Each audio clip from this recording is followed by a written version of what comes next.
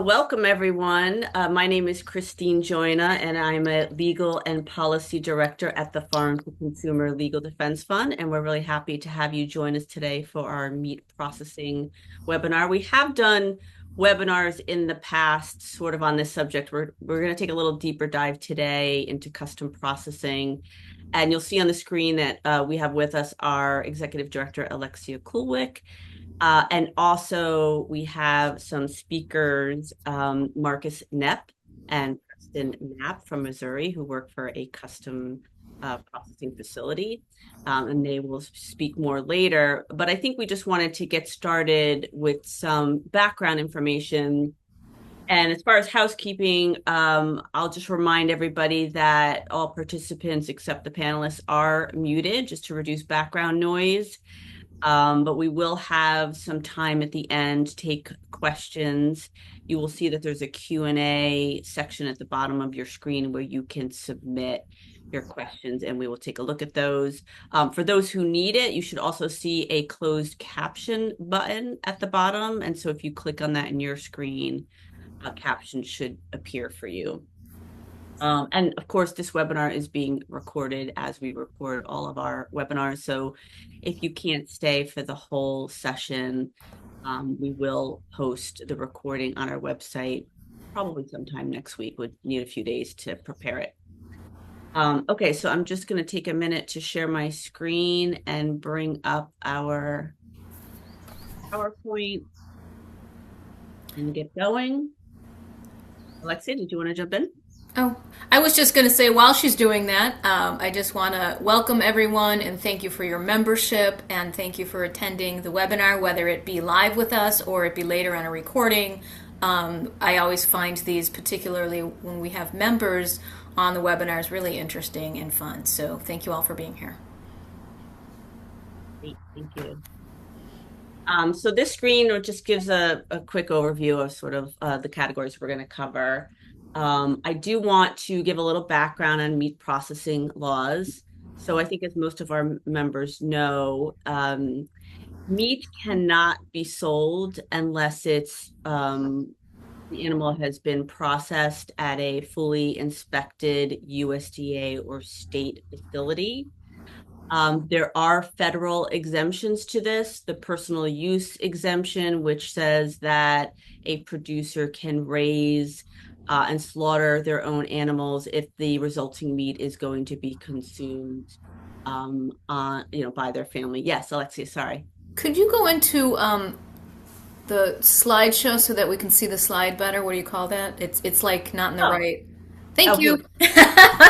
Perfect. I never know if what I'm seeing is being Yeah, reflected. I know. Thank you. Thank you. Thank you for correcting that.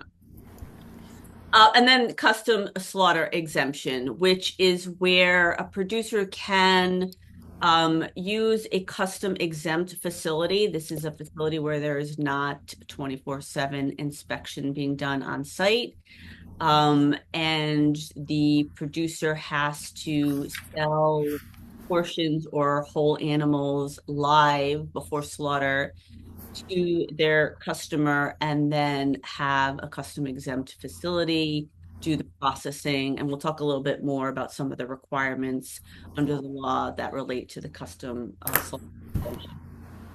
We're not going to take a full deep dive into poultry on this webinar. I know that one of our registrants was a little interested, so Marcus and Preston, I might ask you later to just address whether you do poultry or you have any comments about that. But we do, there are obviously federal exemptions that allow producers of poultry to raise and slaughter their own chickens and then sell to customers. And those exemptions can be adopted in full by states. Sometimes states, there's, the 1,000 bird exemption and 20,000 bird exemption. So states can decide to adopt one or both or neither. And we can address some questions on that, but I think we're mostly focused in this webinar on livestock. One other thing, sorry, but couldn't go back to the last slide, Christine. Thank you. I just want to make sure that it's clear that if you use a USDA facility, you can sell products across state lines. In some states, if you do the state inspected facility, you can sell the product but within the state. There are some states that are part of the interstate shipment program that you can do that across state lines, but I just wanted to make that clear when I was looking at the slides, so that that's crystal clear. Sorry, thank you. And we're going to get into a little bit some of the laws that we are following and supporting that might change some of those rules if they're passed. So we'll talk about that in a few minutes. Okay, so custom processing, some of this I've already said that, permits slaughter of an animal on behalf of an owner. Sale has to occur ahead of time. And so those members of ours that we've worked with on these kinds of arrangements, we do have agreements that we prepare for our customers, animal share agreements that usually include a bill of sale that reflects the actual sale of the animal before slaughter, and then where needed, a boarding agreement.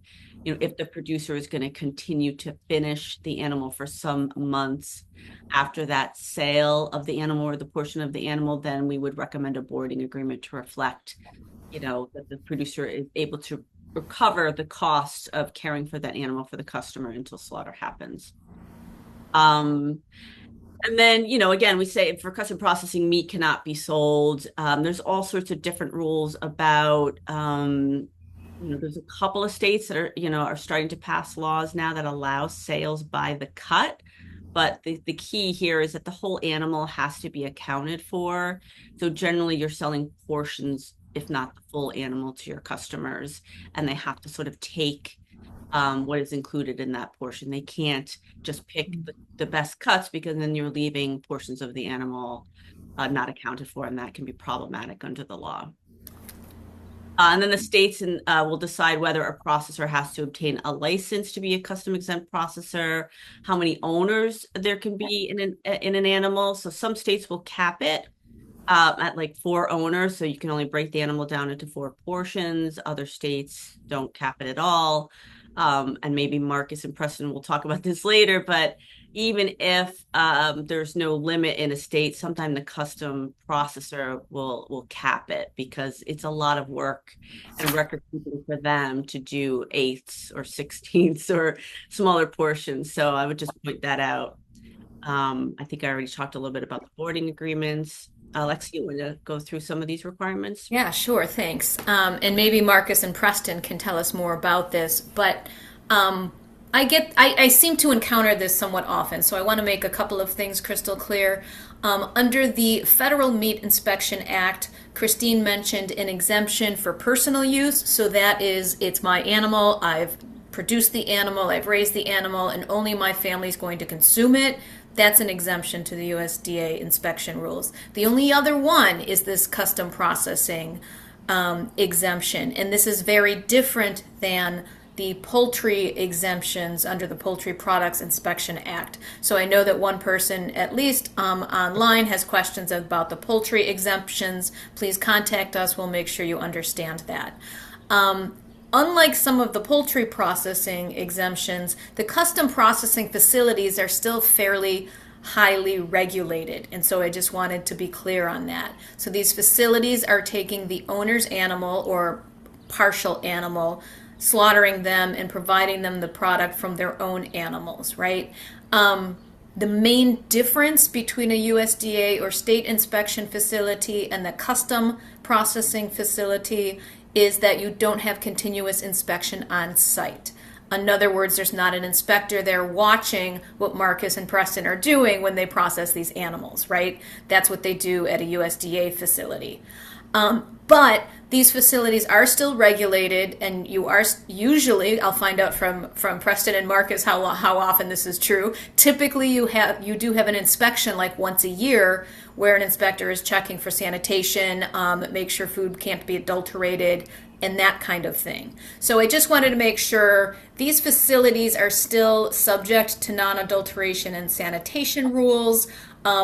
If you have products from these facilities, they have to say not for sale. The labeling has to be not for sale. They give it to the consumer who owns the animals, and it can't be resold.